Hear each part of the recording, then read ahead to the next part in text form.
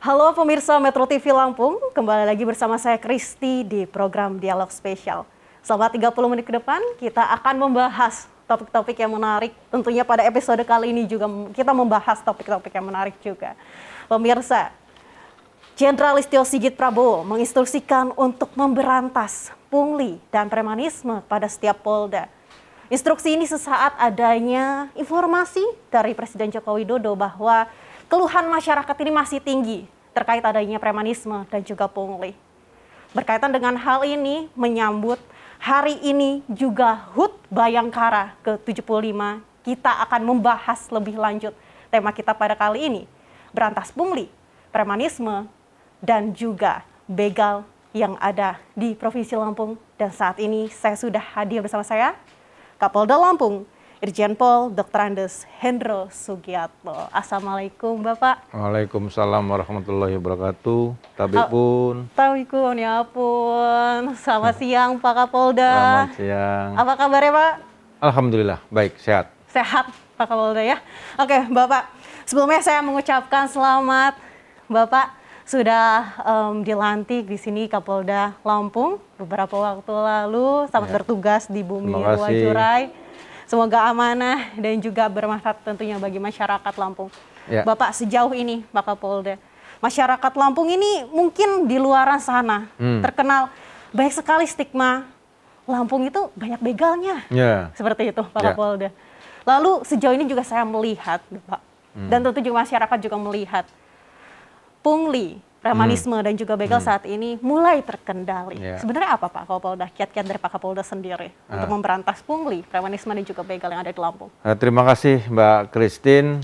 Jadi waktu pertama kali saya jadi Kapolda, memang program saya itu memberantas curanmor, begal ya bahasa hukumnya. Kalau orang bahasa sekarang orang terkenal dengan begal ya, curas itu, dan premanisme. Kenapa saya membuat program itu? Karena saya berempati gitu, masyarakat berempati pada masyarakat bahwa itulah penyakit-penyakit masyarakat yang langsung mengena kepada masyarakat kecil. Saya berempati bagaimana masyarakat itu sudah berjuang mempertahankan hidup, mencari nafkah, untuk mendapatkan nafkah. Ketika dia sudah bisa membeli sepeda motor atau mendapatkan keuntungan, terus dibegal atau dipalak preman itu. Ya, saya berempati itu, makanya saya waktu itu masuk ke sini, program saya itu yang harus kita itu penyakit masyarakat yang langsung menyentuh kepada kehidupan masyarakat yang akan kita kejar. Alhamdulillah kita sudah melakukan operasi itu, bukan operasi ya, tapi meningkatkan, mendorong semua Polres untuk fokus kepada kejahatan-kejahatan yang menyentuh kepada masyarakat. Dalam tempo 1 bulan ini, setelah ada peristiwa-peristiwa yang masyarakat menuntut kita harus lebih lebih keras lagi dalam penindakan itu. Dalam 1 bulan kita melaksanakan penindakan terhadap pelaku-pelaku curanmor itu, kita berhasil melakukan pengungkapan 134. Dalam tempo 1 bulan lah, dan tersangkanya 135 tersangka. Ada barang bukti yang kita amankan, sepeda motor 50, kendaraan roda 4 itu 6. Dan semuanya itu nanti akan kita kembalikan kepada masyarakat yang di Lampung. Baik, jadi untuk kendaraan-kendaraan yang mungkin nanti tadi dibegal seperti itu, Bapak nanti akan dikembalikan kepada masyarakat nantinya? Jadi ujungnya begini, ujung dari target kita melaksanakan penindakan secara tegas terhadap pelaku-pelaku curah atau curanmor itu, ujung-ujungnya bagaimana kita mencari barang bukti itu sampai ketemu barang bukti itu kita kembalikan kepada masyarakat yang menjadi korban gitu. Jadi kita bukan hanya menghukum para tersangka, tapi kita semaksimal mungkin mencari barang buktinya, kita kembalikan kepada masyarakat yang kehilangan. Itu saya kira itu yang juga yang diharapkan oleh masyarakat, bukan hanya polisi menangkap saja, tapi barang dia tidak kembali gitu. Nah, saya berusaha untuk itu dan mungkin dalam beberapa hari ke depan kita akan mencoba mengumpulkan barang bukti yang sudah kita tangkap, sudah kita sita, kita akan kembalikan kepada masyarakat. Yang kedua tentang premanisme. Ya. Premanisme itu kan penyakit masyarakat. Ya. Penyakit masyarakat yang tentunya tugas kita bersama. Ya, polisi, pemerintah daerah, dan masyarakat itu sendiri. Sebenarnya ada maupun tidak ada instruksi itu kewajiban Polri terus harusnya gitu ya menangkap itu. Makanya waktu itu kita pertama kali saya masuk ke sini juga premanisme. Alhamdulillah selama kita melakukan kegiatan-kegiatan itu kita sudah ada 160 sekian preman dan pungli yang kita tangani. Ada 19 yang kita melakukan proses hukum untuk premanisme dan pungli ada berapa yang kita tindak lanjuti secara hukum gitu.